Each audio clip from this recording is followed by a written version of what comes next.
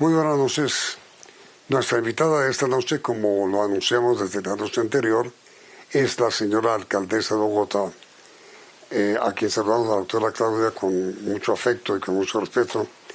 Y mire, señora alcaldesa, el presidente Trump de los Estados Unidos acaba de terminar una conferencia de prensa donde dijo, entre otras cosas, la siguiente: quiero advertir a los norteamericanos que las 2 próximas semanas serán muy difíciles y muy dolorosas.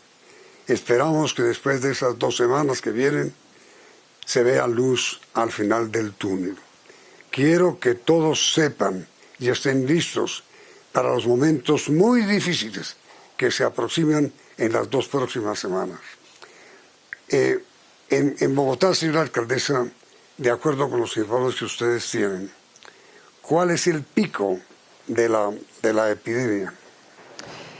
Querido Yamid, mil gracias por la oportunidad. El señor ministro de Salud dijo hoy, y yo coincido con él, que muy posiblemente, como va la curva de Bogotá y de Colombia, tal vez el pico lo tengamos en mayo. Cerca de un mes después de el final, digamos, que está previsto de la cuarentena inicialmente, que es el 13 de abril. Entonces, aquí vamos viendo, esta es una enfermedad, ya miden, en el que lo que estemos viendo hoy, el reporte de contagiados que estemos viendo hoy, en realidad es lo que está pasando 2 o 3 semanas atrás, ¿no? Es decir, si yo hoy digo que en Bogotá hay 391 contagiados, de los cuales 47 están hospitalizados y 21 en UCI, realmente eso quiere decir que ese era el nivel de contagio que teníamos hace 3 semanas, ¿no? Si no hubiéramos hecho nada, yo acá estoy mostrando cuándo empezó el simulacro que hizo Bogotá de cuarentena, y a los 5 días empezó la cuarentena. Si no hubiéramos hecho esas medidas que en su momento parecían fuertes, ¿cierto? También generaron una gran polémica, que no había que hacer simulacro, que era muy temprano, que no podíamos cerrar las ciudades, que el impacto en la economía. Cada vez que nos toca tomar una medida difícil, todas son difíciles, hay un debate y tenemos que darlo con humildad y con tranquilidad. Pero lo cierto es que si no hubiéramos tomado esas medidas, lo que estaríamos viendo hoy es el triple de lo que estamos viendo. No iríamos en 391 contagiados en Bogotá, sino que seguramente iríamos en más de 1000. Y por lo tanto, ya tendríamos no 21 personas en UCI, sino cerca de 61 o 65 personas en UCI. Entonces, tenemos que prepararnos. Hemos tomado las decisiones en el mejor momento, pero tenemos que prepararnos. Ese es mi mensaje central. Prepararnos con anticipación no le hace daño a nadie. En cambio, no prepararnos sí puede hacer un gran daño, Yamit. Sigamos. Ahora, señora alcaldesa, el comentario, la declaración que hizo el señor presidente de los Estados Unidos en la rueda de prensa que acaba de terminar, ¿podría también ocurrir en Colombia? ¿Podría? ¿Las 2 próximas semanas? No, definitivamente no. Por fortuna. No, primero por la diferencia de la tasa poblacional. Colombia es un país de cerca de 50 millones de habitantes, Estados Unidos es un país de más de 300 millones de habitantes. Segundo, por las medidas que aquí hemos tomado. Aquí con anticipación tomamos una cuarentena general. Estados Unidos no ha tomado sino creo que 2 parciales, una en la costa este, en la zona de Nueva York, y otra hacia California, muy recientemente. Entonces, no, por fortuna, aquí vamos en una mucho mejor situación y mucho mejor preparación de lo que hay en Estados Unidos. Pero sí es importante que miremos, era lo segundo que quería mostrarte a ti y a todos, cómo va el mundo en términos de días de cuarentena. Primero quiero mostrarte que más de la mitad de los países que empezaron una cuarentena tuvieron que prorrogarla, tuvieron que incrementar el número de días. Segundo, que Colombia está relativamente en un nivel bajito de número de días de cuarentena inicialmente programados. Los más bajitos son República Dominicana, que llevan 14 días, Colombia iría de segundo, 19 días. El resto de los países que han hecho cuarentena tienen un mayor número de días que los que nosotros tenemos previsto, que son 19. Y en promedio, el mundo va en un nivel de cuarentena de 26 días iniciales de cuarentena. Así que esto para decir que si nos guiamos, que nos tenemos que guiar también por lo que están haciendo otros parecidos a nosotros, la cuarentena se ha tenido que alargar en la mitad de los países que la han iniciado y el número de días promedio es de 26. Hay países como el Reino Unido que van en 38 y hay países como República Dominicana que solo van en 14. De manera que eso es parte de lo que podemos aprender del mundo hasta ahora. Ahora, señora alcaldesa, la declaración que usted dio anoche en este programa, en el sentido de que la cuarentena va a tener que ser prolongada y que las cosas que pueden venir no son para nada buenas, originó una gran polémica. Usted se reafirma en que los días por venir tienen que ser muy cuidadosos los habitantes de Bogotá y en general de nuestro país. De todo el país y de todo el mundo, porque es que nadie quiere estar en la situación que está Italia ni España, con 10.000 muertos, y mucho menos en la que está acabando, según me cuentas tú, de anunciar el presidente Trump de 150.000 muertos. Eso no, nadie quiere estar en ese escenario. Entonces yo vuelvo a insistir, yo lo único que dije y vuelvo a reafirmar es que tenemos que prepararnos para la posibilidad de que la cuarentena dure un poco más. Fíjate que la mitad de los países que empezaron cuarentena tuvieron que tomar la decisión de prorrogar el número de días. No es una cosa anómala. Ahora, te quisiera mostrar en función de qué. Yo creo que más que los días, y cada día tenemos que ir evaluando con mucho rigor si sí es momento, si no, cuántos días, en fin. Pero prepararnos, insisto, prepararnos con anticipación y con serenidad no le va a hacer daño a nadie. En cambio, no prepararnos sí podría hacerle mucho daño a alguien. Déjame mostrarte esta gráfica de cómo va Bogotá. ¿Cuál es la diferencia entre una Bogotá en cuarentena y una Bogotá que no está en cuarentena? Una Bogotá que no está en cuarentena se mueve en Transmilenio como lo muestra esta línea naranja. Unas 2.200.000 personas van diariamente a Transmilenio, muy estrechas, hay mucha aglomeración porque es mucha gente.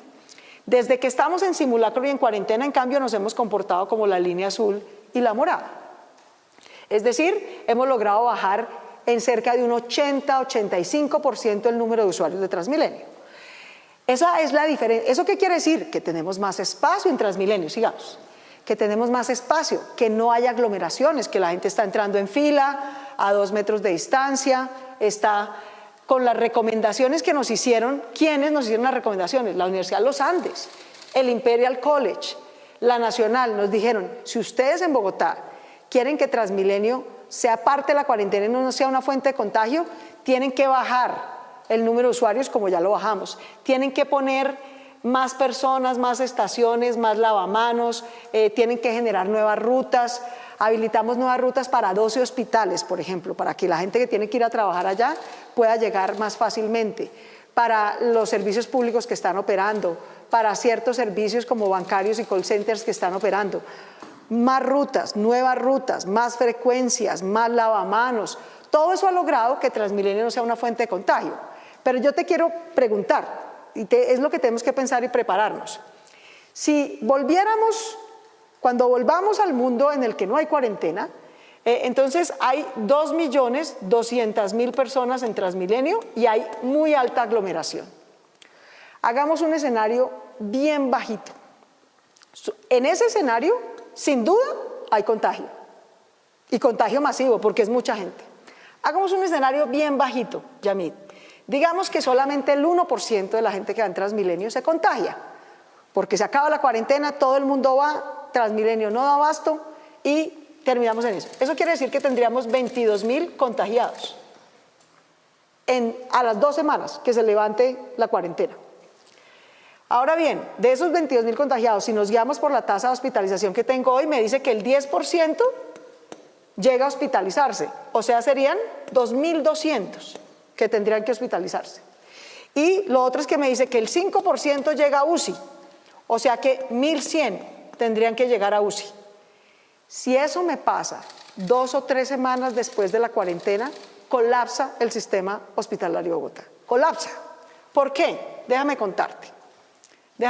Entonces, cuando yo digo prepararnos para, es saber qué capacidad, vamos a la última bien, qué capacidad hospitalaria tengo que tener instalada para poder abrir, salir de cuarentena. Cuando salga de cuarentena, lo que va a pasar es que se va a subir el contagio. Todo el cálculo de los epidemiólogos consiste en estimar qué tanto subiría el contagio, pero que sube, sube mucho más de lo que estamos viendo, porque la cuarentena efectivamente contiene contagio y trata mejor. Entonces, más que de número de semanas, pensemos en la capacidad instalada que tenemos que tener para atender ese mayor contagio que vamos a tener cuando se acabe la cuarentena, la fecha que sea. Entonces vamos a los datos. ¿Qué indicadores de salida a la cuarentena debería yo tener hoy? Debería tener 2.000 UCIs instaladas para atender COVID. 2.000. Por solo el cálculo que te estaba haciendo ahorita. Si voy a tener 1.100 solo vía Transmilenio, por la aglomeración, con otras aglomeraciones en otros lugares de trabajo, en centros comerciales, etcétera, seguramente llego a 2.000 muy fácil. Mínimo 2.000 UCIs. ¿Cuántas tengo hoy? Hoy, mientras hablamos. ¿Cuántas tengo? 300. ¿Cuándo debería salir de cuarentena teniendo una capacidad instalada? Cuando tenga 2.000. ¿De qué depende eso? De que al señor ministro le lleguen los 1.600 respiradores que está comprando, que va a distribuir en todo el país. ¿Cuántas camas adicionales hospitalarias debería tener? Cuando vaya a salir de la cuarentena, ¿cuántas debería tener? Por lo menos 2.000 adicionales. ¿En dónde las quiero tener? En Corferias. Estamos trabajando a toda marcha, pero hoy, mientras hablamos, ¿cuántas tengo en Corferias? 0. ¿Cuántas pruebas? Eso nos han dicho, no solamente hay contención y cuarentena, también tiene que testear, hacerle la prueba a más gente, porque entre más sepamos que tenemos gente contagiada, la podemos aislar en su casa, tratar adecuadamente y parar de que contagie gente. El problema es que hoy estoy haciendo solo 25.000 pruebas. ¿Cuántas necesitaría estar haciendo? 200.000 más. Hoy, ¿estoy haciendo esas 200.000? No. El paquete de las primeras 100.000 pruebas me llega hasta el domingo. Y las otras 100.000 tal vez me lleguen en una semana. Entonces, ahí estoy, digamos, todavía lejos de la meta.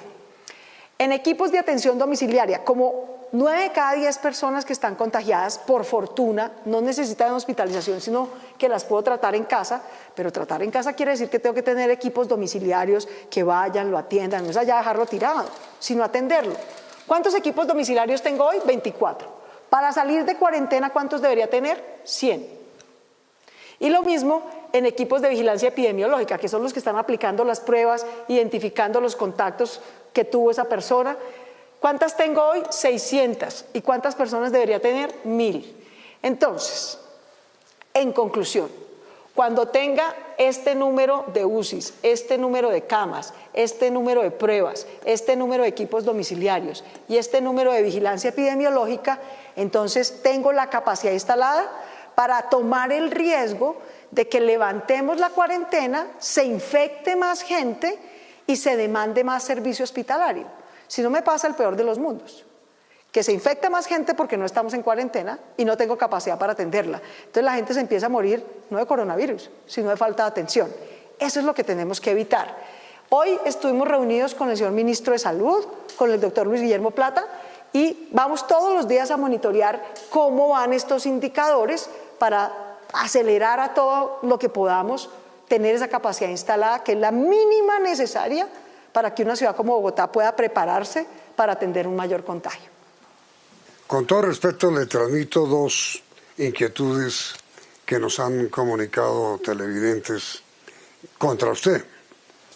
La primera, uno de ellos es un médico que dice que la medida de concentrar en la feria exposición a enfermos distintos al coronavirus es peligrosísima, porque muchas personas enfermas delicadamente y hospitalizadas allá podrían correr serios peligros de muerte.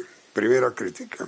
Y la segunda, alguien también escribió en el sentido de que las pruebas que usted importó aparentemente son inocuas y que ya habían sido rechazadas por España. ¿Su opinión o su respuesta, señora alcaldesa?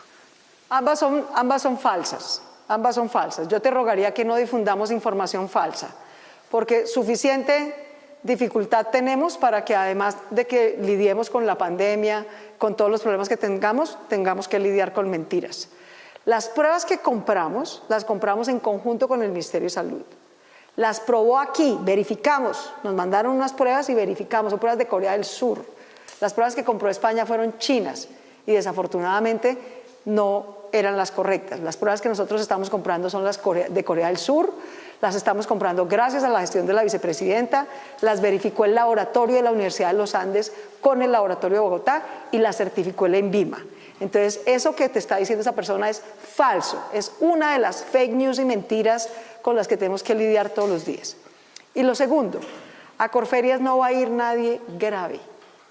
A Corferias va a ir baja complejidad de enfermedades distintas a coronavirus, con toda la atención médica sin degradar ni un solo estándar de calidad, porque lo que necesita alta complejidad, sea de coronavirus o no, sea de otras enfermedades, va a mantenerse en los hospitales y en las UCIs. Señora alcaldesa, su balance del día de hoy, ¿cómo fue Bogotá? Y su mensaje de hoy, de esta noche, para los bogotanos. Yo quisiera hacer este balance. Transmilenio, que es una ruta crítica para que la mejor medida de protección para Bogotá, para contener contagio, es no tener aglomeración en Transmilenio. Transmilenio está abajo en un 85% en usuarios. Mientras tengamos esa baja número de usuarios, podemos tener espacio, filas, distancia, lavamanos adecuados y Transmilenio no es una fuente de contagio. Entonces tenemos que mantener eso, eso va bien. Yo le quiero agradecer a Bogotá. Llevamos 10 días ya entre simulacro y cuarentena y Transmilenio se ha mantenido abajo 80% mínimo, entre 80 y 85%. Eso es un logro de cultura ciudadana extraordinario, de cumplimiento. Es un indicador de cumplimiento de la cuarentena. Todas las ayudas al estrato 0, 1 y 2 están fluyendo. ¿Qué falta, Yamit? ¿Qué hace falta para prepararnos, para terminar esta cuarentena, para alargarla o en todo caso, como explicó el presidente esta mañana?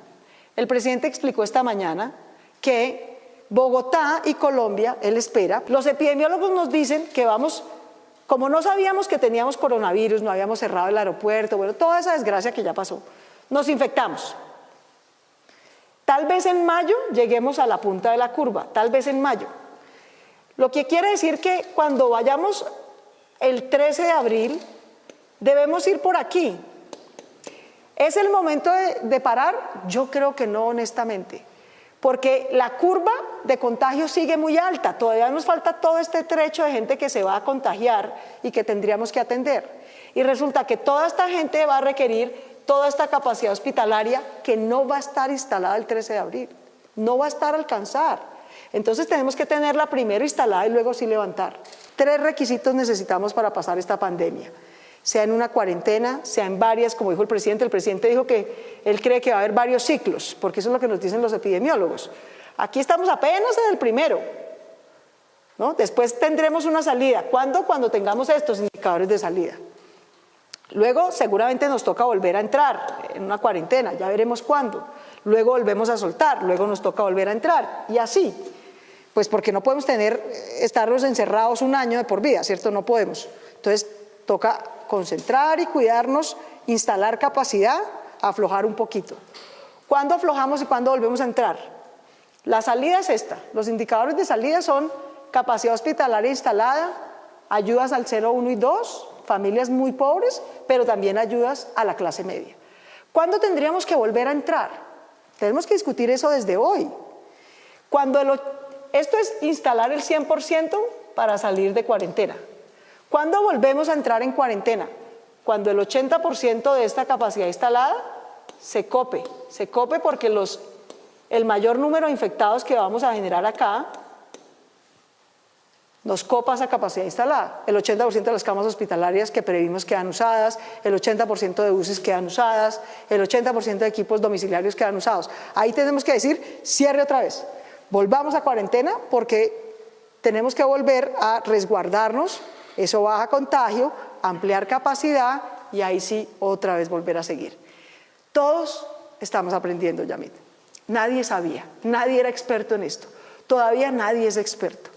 Pero lo cierto es que con todo el rigor científico, poniéndole todo el cuidado a los epidemiólogos, a los científicos, tenemos que ir preparándonos, tomando las medidas, resguardándonos, creciendo en capacidad y luego saliendo, sabiendo que eso produce más contagio, pero que tenemos la capacidad instalada para protegernos. Cuando el 80% de esa capacidad instalada esté copada, otra vez nos toca guardarnos y cuidarnos. Ese es un poco el aprendizaje y la ruta en la que estamos. Señora alcaldesa, muchísimas gracias por haber aceptado esa invitación. Y quisiera invitarla para volver a hablar sobre este tema el próximo viernes, para ver cómo nos debemos preparar los bogotanos para enfrentar el fin de semana. Muy querida señora alcaldesa, ha sido usted muy amable. Este viernes, vale. Sí, Muchas señora. gracias, Yamit, por la oportunidad. Yo te agradezco. Aquí todos tenemos que ir aprendiendo, informándonos y adaptándonos. Vuelvo y te insisto, no estamos en ningún encierro, estamos cuidándonos y estamos haciendo bien. Gracias a eso no tenemos que hacer declaraciones difíciles como las de Estados Unidos, gracias a eso no estamos pasando por situaciones difíciles como las de Ecuador o como las de España. Vamos bien, pero no podemos perder todo lo que hemos avanzado. Estupendo, señora alcaldesa, muchísimas gracias. Ha sido usted muy amable. Y a ustedes los invitamos, señores televidentes, a continuar aquí, en el canal 1 CNE.